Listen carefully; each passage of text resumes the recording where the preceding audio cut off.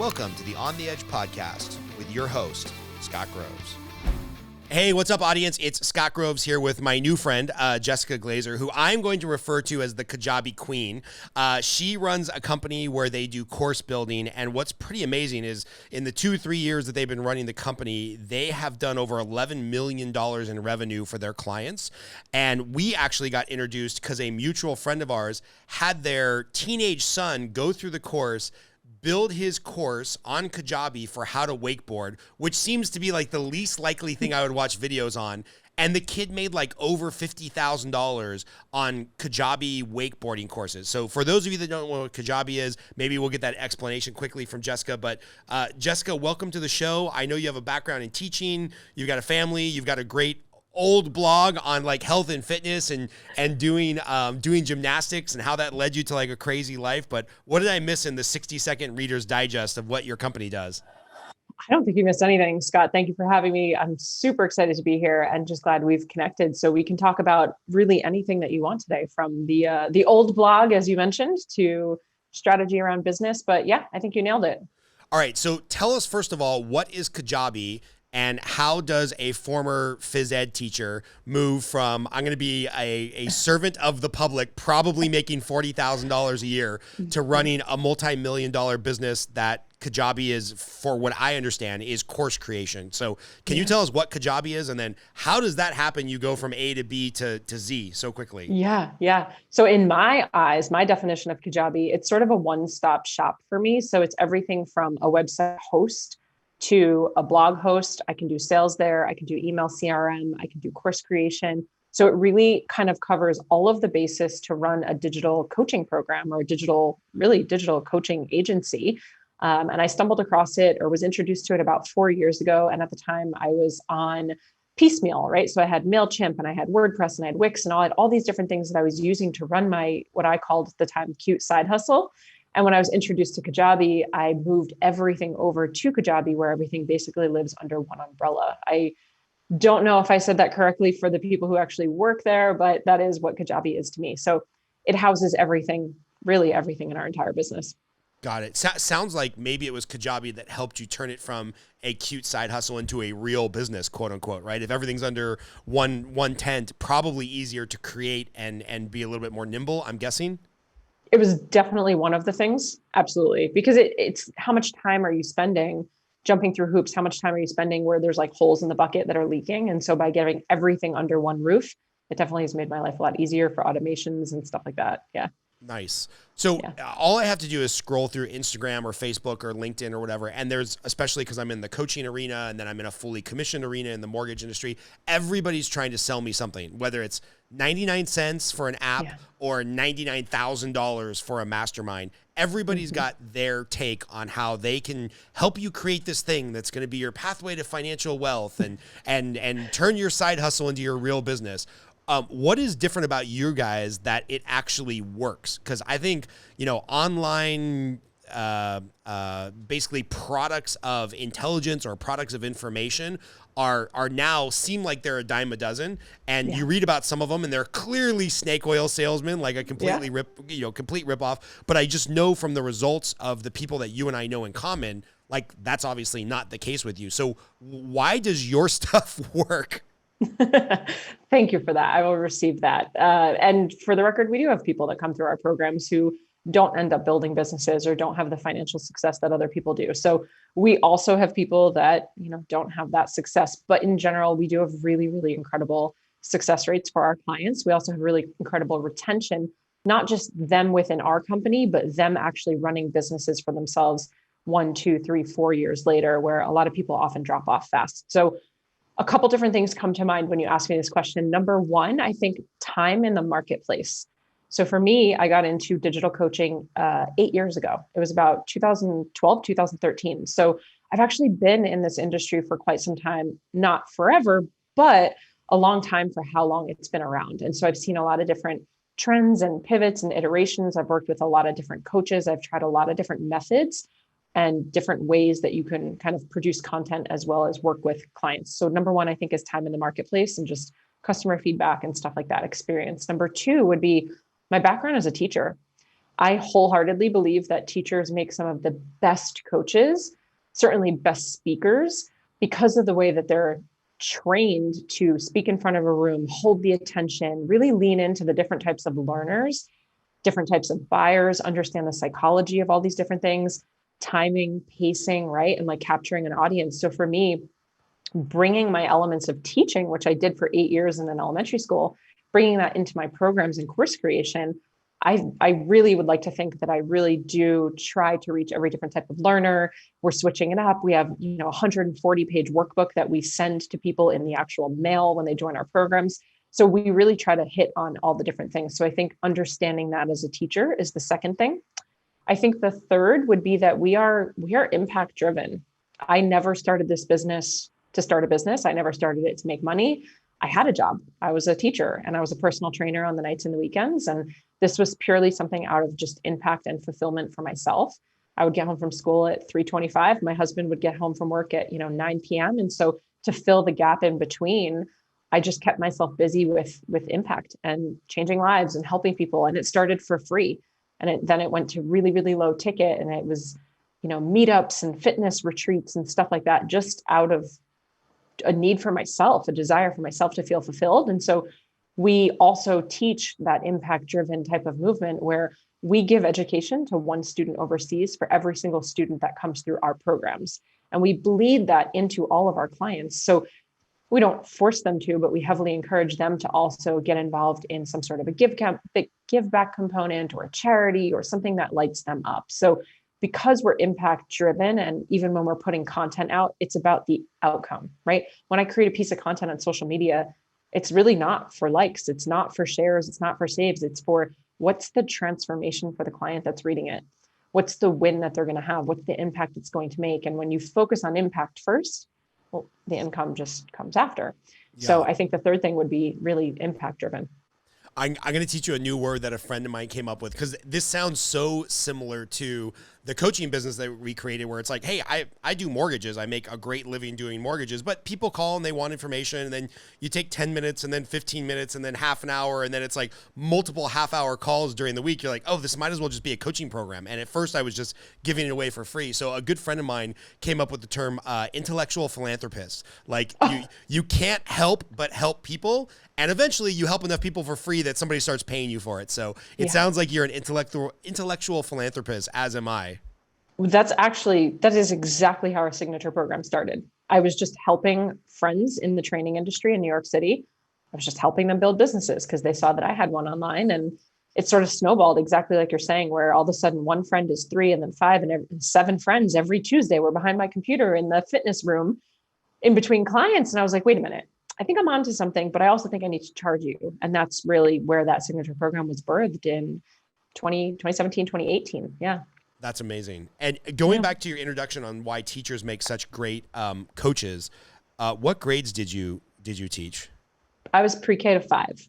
Okay. Yes. So there's nobody in this world I love more than my 3 and 5-year-old.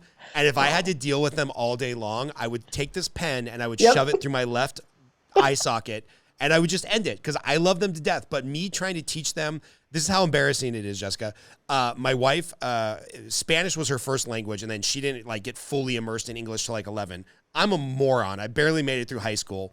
And the first time our 5-year-old came home and had to do this exercise on long vowels versus short vowels, my wife and I looked at each other and we're like, what the fuck is a long vowel? I had to watch a YouTube video over in the corner like an embarrassed child. And I was like, oh, okay. Yeah, now I got it. So then I came back over. I'm like, of course, honey, this is what a long vowel and a short vowel is. And so thank you very much for your service in that industry. But it makes a lot of sense that you could talk to business owners that act like 5-year-olds because you're used to dealing with 5-year-olds. So that's a relevant background that I wouldn't have thought about.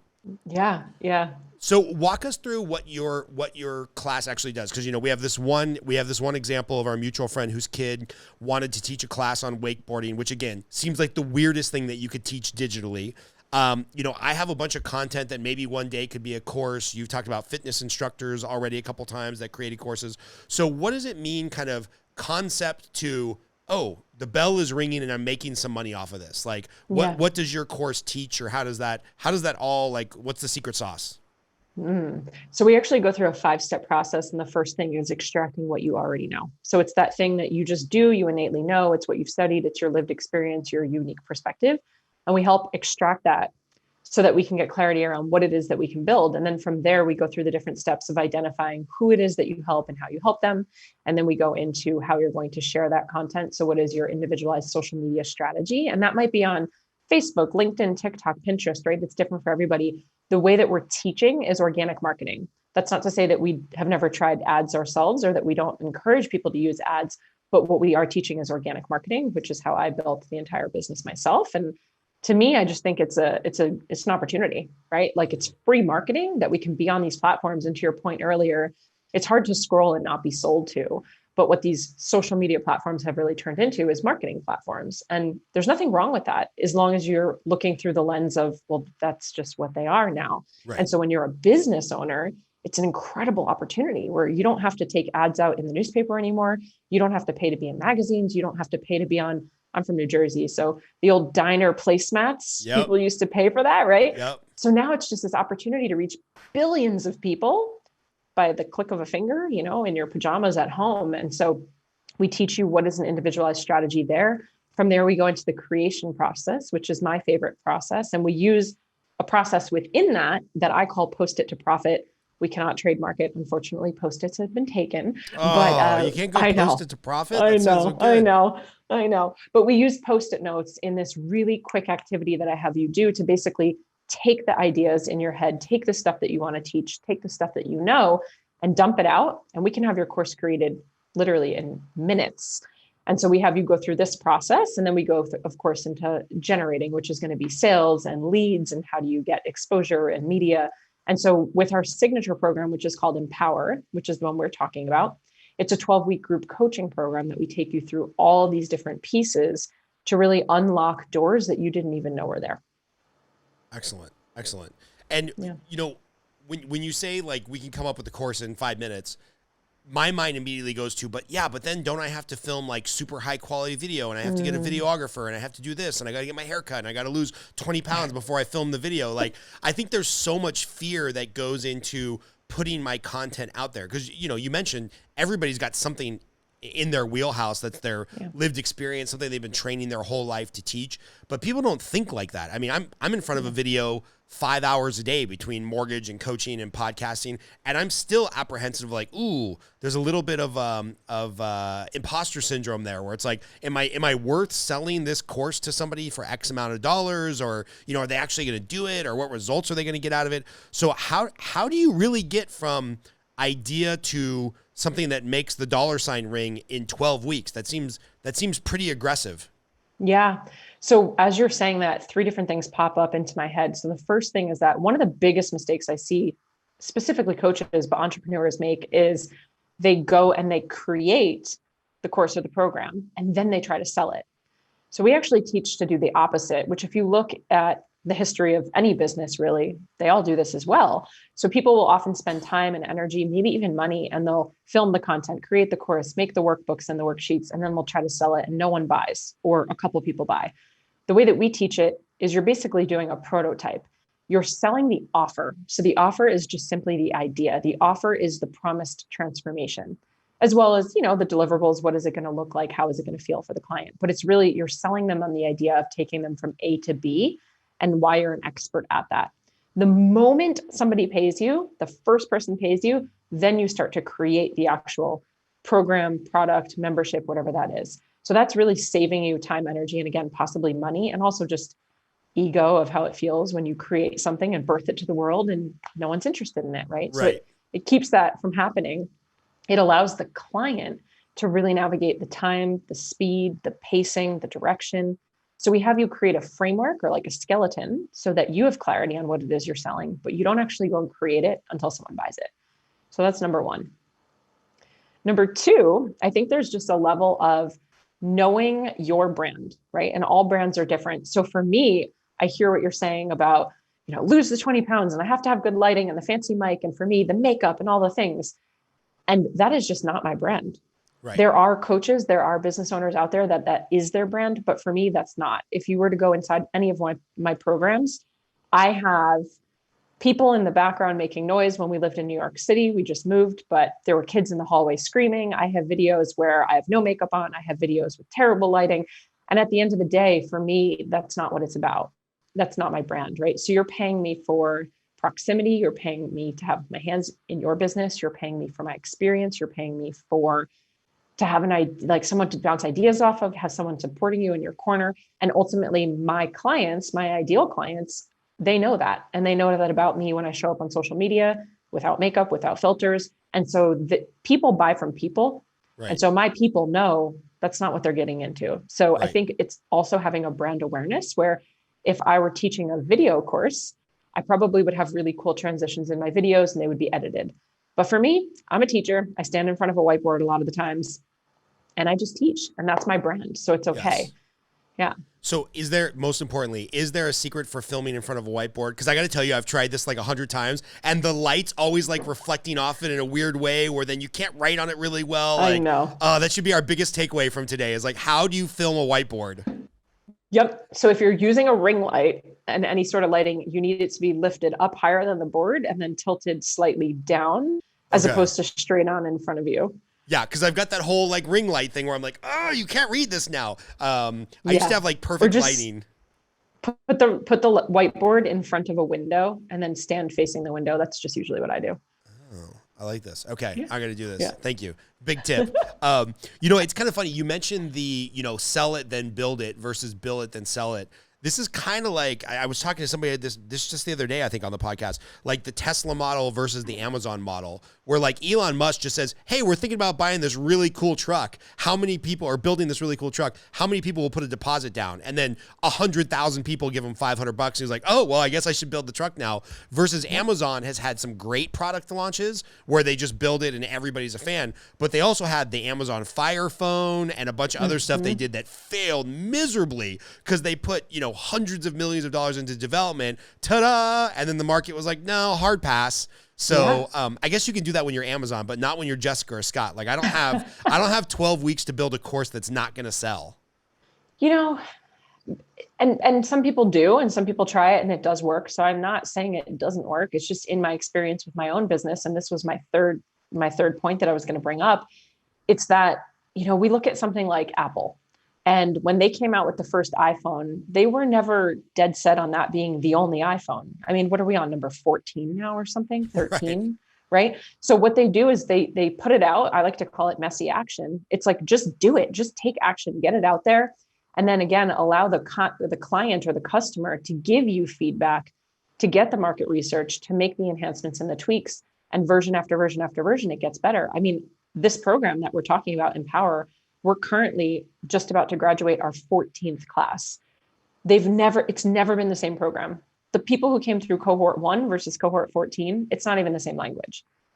But if I was so dead set on it having to look a certain way, or to your question of building it first, this is the last reason why I don't think people need to make it perfect. It will never be perfect. It doesn't exist. I've changed it every single time. So imagine I had the lighting and the cameras and the fancy things, and then 6 months later, I wanted to tweak it. How would that feel? Would I have to redo every single video? Was that a waste of money if I outsourced it, right? So for me, I'm like, just throw it up there. Who cares? Right. And in your 8-year journey of being in this kind of digital coaching space, what has some of the stuff that's evolved or crazy, or what's the new trend where you're like, oh, this isn't even the same business it was 8 years ago, 2 years ago, 8 months ago? Like, what's changing at a rapid pace that you're just like, wow, we can barely keep up? The way that we're consuming is changing faster than ever. So our attention span is changing, just the way we're consuming in general. So short form videos are really popular. Carousel posts, which are the ones you can swipe through on Instagram, which it's funny because people are taking what they used to write in a caption and now they're just putting it into a visual carousel. They've changed nothing, just where it is. And people are consuming that faster. Of course, we have Reels and TikTok, short form educational video, where 8 years ago, I started with a blog because everybody was blogging and everybody was reading blogs, and ebooks were really, really popular. So that's where I started, was in health and fitness, $79 ebooks. You'd get a workout program. So I think it's just shifted in the way that we're consuming, the way that we're buying. Mm-hmm. More people are buying on mobile now. Even 8 years ago, it was different than what it is now. It's almost 100% of people are buying on mobile, or sales are coming through mobile. So really knowing your mobile website, making sure it's very user friendly. If you have like an opt-in, making sure everything's happening what's called before the fold, right? So they don't have to scroll. That wasn't necessarily the case 8 years ago or 10 years ago or 12 years ago. Wow. And you know, it's funny to me because in my mind, if I come across, what's the most recent thing I bought on Instagram? I bought a brush for my daughter's hair because it's like the brush promised to be the end all be all brush that like was less painful for her tangles and stuff. And there's nothing that pains me more than watching my daughter cry because of something I'm doing to her, aka brushing her hair. So I bought this $9.99 or $19.99 brush on Instagram. So I still will buy cheap stuff on Instagram, but when it comes to like, oh, I'm going to drop, you know, a couple $1,000s on a course or an event or, you know, a 1-day in-person shooting exercise with ex-Navy SEALs, I'm still, probably because of my age, I still go to the real big computer screen and do some research and go through all the tabs on the website to see if they're real. Are we seeing an uptick in like younger buyers who will drop big money on mobile? Or is this like a generational thing? Am I just like an old man, get off my grass now? Because in my mind, it's like, if I'm going to spend more than $10, I'm not doing it on my phone. You know, it's interesting. I'm kind of in the same camp as you, where I like to have the tabs open on my computer and circle back to it and really see it on the big screen. In my experience in my business, I can only speak to that. My experience in my business is that, yes, there's definitely an uptick of people buying on mobile. And what I'm recognizing right now, it's currently January of 2022, there's actually an uptick of people wanting less information. People are not even needing, for high ticket stuff, people are needing less information and less of the kind of details and the talking to the camera and the really, really long form sales page. And they kind of just want to know, what is it that you're selling me? Because to your point earlier, they know they're going to be sold to. So It's very like cut to the chase. And again, this is in my vortex, in my world. And this is what I'm finding is just kind of, what is it? Tell me what you're selling me. And I think something that's interesting is I've always been taught in marketing that 80-20 rule, right? 80% value, 20% ask. It's that jab, jab, right hook. And so I've always taught 80% value, 20% sell. What I'm currently doing, I've shifted. I'm 100% value and like 80% selling. Interesting. Unapologetically. Yeah. And, you know, something that I'm so glad, and maybe you agree, disagree, something that I'm so glad that I think has completely died is the fake live webinar where it's like you sign up for something and it's like in 2 hours we're starting and it's a long form, evergreen, hour-and-a-half long webinar. And I'm like, first of all, don't lie to me and tell me something's live when I know it's fake and it's evergreen fake. And two, exactly to your point, I don't need to sit through an hour-and-a-half webinar for the offer. I've already decided I'm going to spend $1,000 on you based on our online relationship or your online personality or the perceived value I'm going to get out of the thing. So what you said made a lot of sense where it's like, I am seeing a lot more programs where it's like, come to Jocko Willink's event. We're going to deliver at a high level. It's $2,500. If you need more questions answered than that, you're probably not the right candidate. And I'm like, well, of course I'm the right candidate. I'm going. Yeah. But even that, right? It's like the buying, the way that we're consuming and buying has changed. It's like, get to the point, because everything I swipe through is selling me something. So I already know if I know, like, and trust you. I already know if I want to work with you. It's just a matter of, is this the right program? Is this the right time? Is this the right price point? And I think, again, just in my bubble, even that, where we used to kind of hide the price, we would hide the investment until you maybe got on a sales call and finally told someone what it was. Right. That's become less and less of a secret. It's kind of like, here it is. You're in or you're out. Right. Got it. Yeah. You used one of my favorite phrases, and I use this all the time on onboarding with our coaching clients of, you know, at the end of the day, the market is simply getting more people to know you, like you, and trust you. So the way that this shows up in the mortgage business is I've got to put up enough content where people know Scott Groves is a loan officer. And then for whatever reason, either I meet them at a happy hour or I cold call them or we interact on social media. They have to like me enough to send me the first deal. And then I have to have all the systems in place. So after they send me the first deal, they trust me enough to send me deal number 2, 3, 4, 5, 6. So when you're selling anything online, whether it's a mortgage or a $10,000 digital program to go through your 12-week course, which I don't actually know what it's worth, but I'm sure it's worth $10,000. what's the online version of know, like, and trust? Because I know how to do that really well in a personal setting. You know, I go to open houses, I meet realtors, I make small talk, I get them to like me, I find some point of commonality, I give them an authentic compliment, I follow up, and then eventually they'll give me a deal because I just stay in front of them, and then we've got to really shine on that deal for them to trust me to have a long-term relationship. What's the online version of that you all are seeing? Yeah. It's pretty similar. I mean, I see the know as two things. So the know is know me, right? Know me, know about me, see if I relate to you, you relate to me, do we jive? But also know what I offer. And that's where that 80% selling comes in. It's if you don't know what I'm selling, if you don't know what I do, if you don't know what I offer, we're going to miss each other. So the knowing is in the content. It's the way that I show up. It's being authentic. And I think there's, unfortunately, the word authentic and vulnerable as well. These are like buzzwords that people don't even necessarily understand what it means. Vulnerability and authenticity in the social media space doesn't mean you have to air all of your skeletons in your closet and all your dirty laundry out for people. You don't have to show up crying and telling people your deep, dark secrets, right? But being authentic is following your own methods. It's doing things that feel within integrity and aligned for yourself. It's not just regurgitating things that you've learned from other coaches, which unfortunately is something that I see a lot in the coaching industry. Right. People come in, they learn something, they take it and they just regurgitate it without ever integrating it, without ever really sitting with it and experiencing it themselves. So to me, that's the no. The like, it's the same thing. It's, are you likable? Are you relatable? Do we have things in common? Are you fun? Is it just teaching all the time? Is there value in humor? Is there value in, are you human? Just that sort of like, do I like what you have to offer? Do I like how you speak? Do I like? And then trust, similarly to what you're saying, trust would still be the same thing of, I think it's building relationships. I have never outsourced something like DMs and I won't. For me, I'm in a relationship business, right? People buy from people. And so for me, I want to be in the DMs. I want to build relationships. I want to know what you need and how you feel and what you desire and what you're struggling with. And at the end of the day, it's going to help my business anyway. So the trust is the conversation and the communication back and forth, the relationships. And then also the trust comes in from authority, credibility, client, social proof, testimonials, evidence of it working, or, you know, our programs and products working. So I think that for me is the trust. Yeah. And will people continue to trust you? I don't know how to say this. So I'll just use an example. I'm currently being very inauthentic.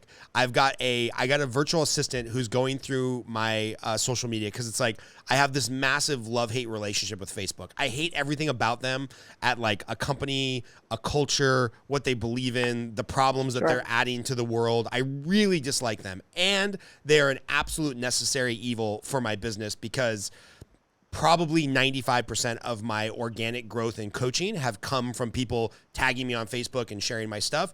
And probably 50% of my mortgage business comes from the brand awareness that we continue to promote on Facebook. Is like, don't forget, Scott still does mortgages. So I hate it and I have to be there. So I've got a virtual assistant who's going through like the Facebook groups that I run and stuff, and just sending a short message like, hey, just looking to keep in touch. What are you liking about the group? We're building our email list because we don't know how long we're going to stay on Facebook. And it is funny because once in a while I get caught where they're like, hey, Scott, this isn't really you, right? Like, you're not sending this message to me. And so is it okay to be inauthentic if you're at least honest about it? Where I'm like, no, of course it's not me. You know, I'm really busy. Of course I have a virtual assistant in the Philippines doing this for me. Actually, she's in Buenos Aires. But is it okay to be inauthentic if you're honest? I think I'm just looking for an excuse or a permission here to continue to be inauthentic. I don't think it's inauthentic though, because you're saying it, you're admitting to it. There's nothing wrong with outsourcing. Got it. I just choose to outsource other things in the business because for me, like, I am the core of the relationships of the business. And that actually might not be the best approach, right? It might not be the most sustainable, scalable thing when I'm at the core of it, but that's just where it had started. And it's the thing that I enjoy, because I love coaching and I love teaching and I love building community. I collect friends. Like, I like to collect a network of people, right? And so the more people I can kind of get in my network and who I can serve and help, and then and vice versa, like, I learn from them and I grow. So for me, that's the part I enjoy. Spreadsheets, not so much. You know what I mean? So for me, I'd rather just outsource something else. So I don't think it's about being inauthentic. I think it's knowing your zone of genius. Okay, cool. Thank you. Thank you for the permission. So what's big? You're a mom as well, right? I'm not. No, Oh, I you're have a not. dog. Oh, I'm a dog okay. mom. You said you had kids running around in the background on some of your videos. I was like, oh, there must be kids in the Oh, in in the the equation. hallway in New York City. Yeah, they used to Oh. ride their bikes in the hallway. Very strange. See, this is another reason I don't live in New York. Besides all the craziness that's going on right now in New I York, know. that would be number one. Some kid riding their bike down the hallway while I'm trying to do a sales call would lose my mind.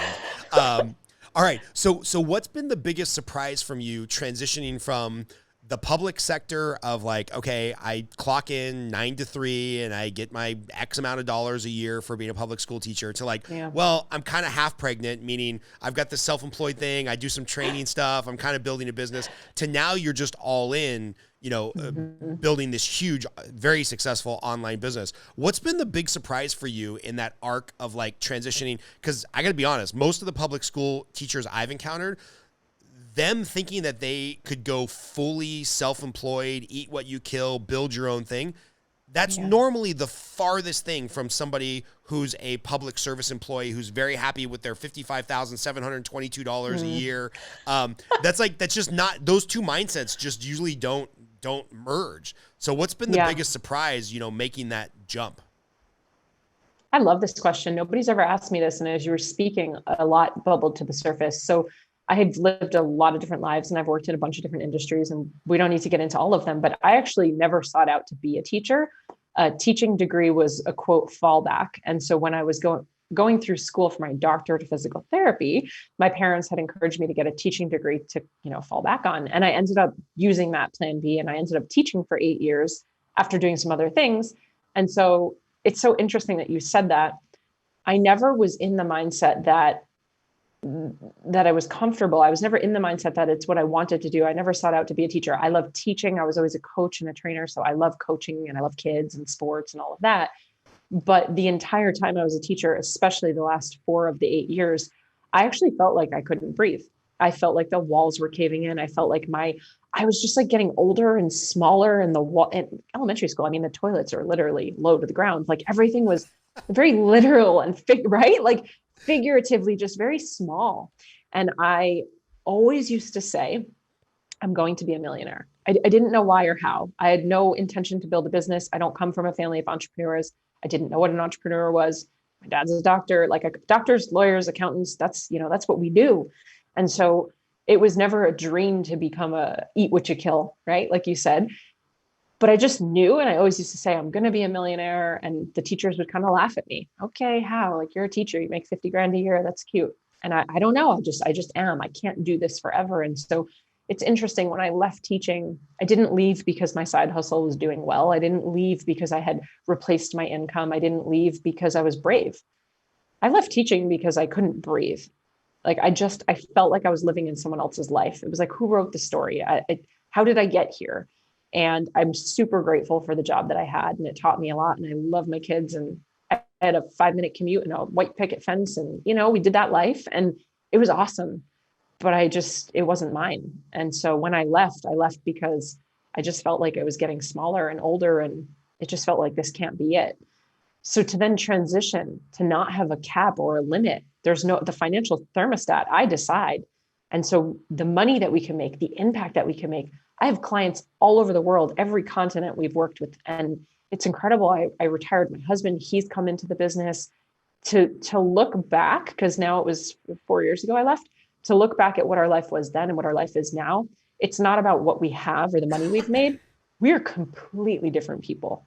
We're Really? completely different people. And I'm so proud of that. So I don't know that I answered your question, but it's a completely different chapter. It really is. It's so funny the way that you say I retired my husband. I'm like it was a mob hit. You offed him in the middle of the night. He's done. I retired him. But I'm guessing you mean you guys are making enough money on the business that he can now be retired and just work in your business. Yeah. He left his corporate grind. And what's that dynamic look like, being the wife and also the boss of your husband? Yeah. Well, interestingly enough, he is actually the CEO of the company. I'm the CVO, the visionary officer. So I don't know that he's my boss, but I just kind of say you're still the boss. Yeah, I say where I want the ship to go, and then he and the team figure out how to make it work. So it's been incredible. We left New York City during the heat of everything that was going on. We actually got rid of all of our things. He left his job. We bought a 40-foot motorhome. I don't know if you know this. I do not And know this. we lived full time in the motorhome, 40-foot motorhome. So about like 300 square feet for 14 months and traveled 27 states. And we actually just landed here in Scottsdale a month ago and bought a house and got rid of the RV. So it was a lot of transition. Yeah. Wow. Well, I make it out to Scottsdale every other month because our corporate processing center for the mortgage company I work for, Movement Mortgage, is out there in Tempe, and I love staying in Scottsdale. So next time I'm out there, I'll have to hit you up for a beer and we'll hang out. Yes. Actually, you're a physical trainer. Do you drink, or like has it been like 10 years since you had a carb? No. I left the training industry after 18 years last year. So I'm good. I'll have a drink. Perfect. Yeah. And I was reading your bio, the one that was up from your training business, and you were a pretty high level gymnast as a child, right? Yeah, I was up until college. Mm-hmm. And how much do you think that pick an adjective, work ethic, tenacity, that's tough stuff. I can't remember what the levels are, but like I remember I had a girlfriend in high school who like wasn't at Olympic trials, but she was at like the AAA baseball right before Olympic trials. Yep. And it was brutal. I mean, the weekend tournaments, the morning workouts, like they would do like morning strength workouts, and then she would leave school a period early to do like these 3-hour tumbling workouts. And I'm like, dude, you're like tiny and breaking, and it seems miserable, and you're always injured, and you broke all these, but why are you doing this? Like, are you really going to make it to the Olympics? And she's a lovely lady. We're actually still friends, but anything about that kind of semi-professional athletic career that you think has carried over to the business world? Literally everything. Okay. The biggest thing, delayed gratification, which is something that a lot of us are missing, especially now as technology has grown and everything is just faster and faster at our fingertips. Delayed gratification, because gymnastics is much like a lot of sports, the type of sport where it's all cumulative. Like you cannot learn a back flip until you learn how to do a back handspring. And then before that is a back walkover. And before that's a bridge. And so at a very young age, you start to learn it's going to be years before I can actually do some of these skills. And so delayed gratification would be like probably the number one thing. But interestingly, I was working with a speaking coach recently, and we were sort of unpacking some of my own story to figure out my new story. And what came up was gymnastics. And he was able to bridge the gap between the way that I used to learn routines, kind of like dance, where you learn, 4 counts or 8 counts, and then you glue it to another 4. And then when you've perfected that, you glue it to another 4. That's exactly how I create courses. And that's exactly how I sort of see businesses. And it's this element of like mastering something, or not quite mastering, but really nailing it down before you add on the next layer. And it was so interesting when he kind of showed that to me, because I hadn't seen that. And it's how I teach, and it's how I learn, and it's why things make sense in my brain the way that they do. But yeah, I think everything from winning to losing to working hard, work ethic, delayed gratification. I mean, all of these different things, right? Yeah. It makes sense knowing that background that you would get into a job where it's like everything is very linear, right? Like come up with the idea, do this, work in Kajabi, build the class. You have to have one lesson before you go on to the next lesson. Like that makes a ton of sense. It's funny. I was watching, one of my buddies has I don't know how old they are. They got to be young because the routine was boring as watching paint dry. And they posted like their kid's whole, like on the balance beam, you know? And they posted the whole thing. And it's like, great. I'm super proud of you. You're a proud dad, whatever. But my only experience of gymnastics being the Olympics, or pretty damn near close with my ex-girlfriend from high school. It's like watching this was like watching paint dry. And, I'm sure it took a lot of skill because the girl was like turning around on the balance beam. But I'm like, isn't there supposed to be like a double flip on the balance beam? And then I'm like, oh, this girl's just really young. And like, there's all she can do is turn around. And I'm sure that's beautiful at some age. But I was just like, God, this is awful. Non-professional sports are the most boring things ever. Kids soccer is the worst. Oh, kids soccer is just like a clump of like 20 kids circling around the ball. No, thank you. That's why my kids are only going to do jiu-jitsu, because then they can work out at the same time I can, and I don't have to be bored. I'm very selfish in that way as a parent. I can't imagine sitting there for 5 hours watching T-ball. It seems brutal. That was being a phys ed teacher, No, thank you. So, hey, a couple questions since we're filming in January 22. This will release probably March or so. The the fact that you just spent 14 months in a trailer, and there's been all the craziness that we don't have to talk about going on the last 2 years. What are you most excited for going forward? Personal life, business life, whether it's something that's going to get back to normal that you're looking forward to, or some growth in the industry that you're super excited about. Like, what's on the horizon for you personally and professionally that we can root for you on? Yeah, thank you. For me personally, I think just getting grounded and, we were on the road for 14 months and it took me about 9 months to finally recognize that it just wasn't a season of grounding. And as badly as I wanted it, I had to just sort of let go and surrender. We were flying, and when you're flying, you can't be grounded. And so I finally was able to let that go. But I definitely have missed everything from community to routine and rituals and sort of just having that feeling of being grounded. And we've been here for about 5 weeks now. My central nervous system has really slowed down, and it's amazing to see. I didn't realize it was in such fight or flight, but we were just on the go. I mean, we literally moved almost every single week for 14 months. And so for me, it's that grounding. And like I said earlier, I collect friends and relationships. And so I didn't recognize that either, how much I really missed community and craved that, because while the road was incredible, and if you can do it, do it. Like anyone listening, It's amazing. And it was really, really hard. And one of the things that was really difficult was it was isolating. My husband's great. Our dog is adorable, but it was just us, and you meet cool people, but then you leave. Yeah. And so I think for me, that is most exciting in my life at this very moment, is just kind of coming back to home, if you will, even though home it's with me. It's just having that feeling of kind of calm. And then in business and what's going on, we've just built the most incredible team. And last year for us was a lot of slowing down to speed up. It was a lot of behind the scenes and tweaking things and sort of setting up systems and people knowing their place and moving people around in the company. And this year, it just feels like we're already just soaring. We get to be on a little bit of autopilot. So I'm super excited for that. Amazing. Like, obviously you guys live and breathe in the digital space, but any insight from the last couple of years of running a fairly large team, all remote, digital, kind of, what do they call that when you're not disenfranchised? When you're out doing your own thing. Anyway, the word will come to me. But any insight from running a remote team? Insight. Let's see. Over the last 2 years, it's become obviously more commonplace, more popular. So it's not this weird abstract thing anymore. A lot of people are used to Zoom. I was using Zoom 8 years ago. People didn't know what it was. So now everybody's using Zoom. Everybody's used to having these types of calls. I think Zoom fatigue is real. I think sitting behind a computer for people is not ideal, which for the record, if you're looking to build a business online, you are going to have to be behind the computer a lot of the day. It's not sitting at the beach with a laptop. If you've ever tried to sit at the beach on a laptop, it's miserable.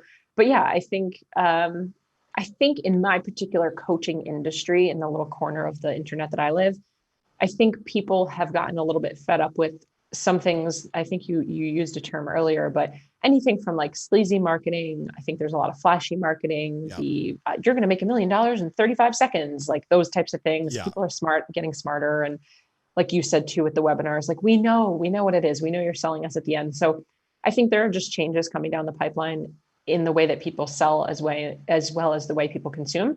I also think there's got to be a new social media platform on the horizon that's about to pop. Please. Yeah. Please. Yeah. I don't even care what it is. It could be extreme right wing, extreme left wing. I don't care. Just anything different. By the way, I'm very upset to hear that you're not sleazy, because I was hoping when I came to Scottsdale, we could take some, video footage in front of somebody else's Lamborghini or a fake private jet to be like, fly with Jessica and Scott, and you'll be a billionaire in 77 seconds. I'll meet you in Paradise Valley for the video. It'll be great. Yeah, exactly. I used to live out in Palmdale, right outside of Los Angeles, and about half an hour north of us is where the airplane graveyard is, where they put all the decommissioned airplanes in case they need extra parts. I've been like, dude, I bet you I could just sneak out there, pretend like I have my own 747 jumbo jet, just like sneak in there and film some promo videos. No one will know.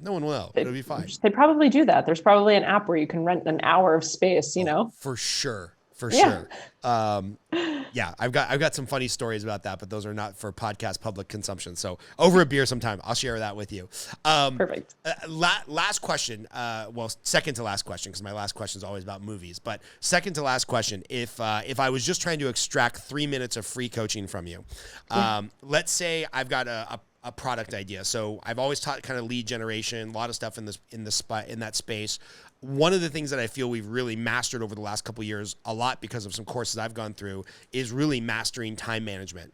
And so I've got this whole curriculum that I teach loan officers on get your time back, like a path to capturing 5 hours a week back. And I know it really works because the people that go through it authentically, they follow the five steps that we have and they do the 5 workshops and whatnot. They actually do get like 5 hours of their time back every week. And I keep thinking to myself, I'm like, oh, this is the course that could bridge the gap from me just teaching loan officers to teaching loan officers and realtors and insurance agents and financial planners. Because basically anybody who runs a business or is fully commissioned, their time is probably their most valuable asset. So give me the 90-second spiel on how we would work together if I wanted to build that course to kind of bridge the gap and make me a bigger deal than just like kind of sort of a little bit of a big deal in the mortgage space, but like a bigger deal in the personal development space. Yeah, I mean, I think the first thing we would do is just sit down and do niche and ideal client, which isn't fun or sexy, but it's important, right? The basics are really important. So there's a difference between current audience and ideal client, and people sometimes get that confused. So you get to make a choice. It's like, do you want to lean into your current audience because they're already there and it's low hanging fruit, or do you want to just go straight for the ideal client of who you would like to call in? And is that actually the same person? Because if it is, then I mean, that's the golden thing right there. If it is, from there, knowing the niche and ideal client, it's all messaging. So like you're saying too, where you're talking about, it could be loan officers, it could be, accountants, it could be this, that, and the other, it could be entrepreneurs. So it's really understanding the message, who you're speaking to, and really packaging up what I call an irresistible offer. So the offer is that sort of fantasy of A to B. So what's the solution? What's the outcome? What's the transformation? How are you bringing people across? And so the way that I see it is, we have 2 islands, Island A and Island B. And Island A is where people are right now. So that's where they're struggling or they're challenged or they're having, whatever it is, self-doubt, pains, all of those things are happening in Island A. Island B is where they want to go, the desired outcome, the goal, the just dream life is Island B. And so we have the vehicle, we have that airplane that you slap together from the graveyard, and right, we can take them from A to B. But the problem that most entrepreneurs fall into is that they sell the airplane. And so when we're talking about you and I going to Greece to have, beers in Santorini at, Mykonos, what's that place? Scorpios. We're going to have cocktails at Scorpios in Greece. I can either call you up and say like, hey, Scott, do you want to go on an airplane? It's going to be amazing. We're going to get to the airport. We have to schlep our bags there. We're going to wait in line for like 45 minutes. They're going to check our stuff. And we're finally going to board the plane. We'll have a 7-hour flight. It's going to be incredible. Your legs will barely have any room to stretch out. Oh my God, I can't wait. Or do you want to go to Greece? We're going to go to Scorpios and we're going to hang out on the beach and we're going to smash plates and we're going to watch the sunset with really good electronic music and we're going to have cocktails and it's going to be all sexy people, right? So there's selling the airplane and then there's selling the island. And the airplane are the deliverables, which people get caught up into selling because oftentimes those deliverables make us feel worthy and valued and credible and like an authority. And it's like, but I have a 150-page book and 75 lessons and 800. You're telling me I'm going to get my time back. And now you're telling me I have to watch 800 videos. It doesn't make any sense, right? Whereas when we sell the outcome, it feels very, very different. So I would sit down, I would go through niche ideal client, I would go through messaging, and then we would hone in on sort of the launch strategy and how you're going to utilize stuff like social media. Nice. I love it. Yeah. See, free coaching by Jessica, just for our audience. And last question, because I feel like you can get to know a lot about somebody, and this will decide whether or not we have a beer one day in Scottsdale. Favorite movie and why? Do I have to pick one? Oh, you can talk about, I could talk about movies for hours. We could turn this into a 7-hour podcast and just talk about movies. So no, you don't have to pick just one. Perfect. Okay. So you know how you have like top 5, but there's like 10 in your top 5? Yes. So I'm not going to give you 10, but for nostalgic reasons and just like if I had to pick all genres because it's nostalgic, The Princess Bride. Oh, world-class movie. Right? However, if I had to pick like just good movie, Shawshank Redemption, definitely a favorite. Phenomenal. And then, I think what else would be in there? Avatar, Forrest Gump, Neverending Story would be a nostalgic thing as well. Seven, love a good Morgan Freeman, Oh, Seven is one of those movies where it's like you watch it and you're like, okay, one of the best movies I've ever seen, and I never am going to watch it again. See it again. Yep. Because it's like so disturbing. There's a half dozen movies like that. 8mm with Nicolas Cage. Even The Passion of the Christ was so hard to watch because they're just like filleting human beings and whatnot, that I was just like, oh, these are world-class, phenomenal movies with great storytelling, and I'm never watching them again. Like, I remember being almost physically ill when I watched Seven, because I'm a little empathetic, and then I watched it in high school with my dad. We thought it'd be a good weekend because my sister and mom were out of town, so we watched like Seven. I think we also watched 8mm with Nicolas Cage, and just some other horrifically violent movies. And I'm like, Dad, why did we do that? I need like an ice cream or something. Can we go watch like Tommy Boy or Top Gun or something happy? So I do love The Princess Bride. So we are now eligible for beer territory. I'll bring my wife. You can bring your husband, and we'll talk about storming the castle or something. Perfect. Well, Jessica, thank you so much for being on. I really appreciate you. Where do people, or actually, we'll get all your websites and everything to put it in the show notes to make sure people can find you and get on the 12-week class if they have a mission or something that they want to teach through course format. I don't think there's anybody better than the Kajabi Queen, Jessica Glazer. Thank you so much, Scott. Thanks for having me. Thanks for being on.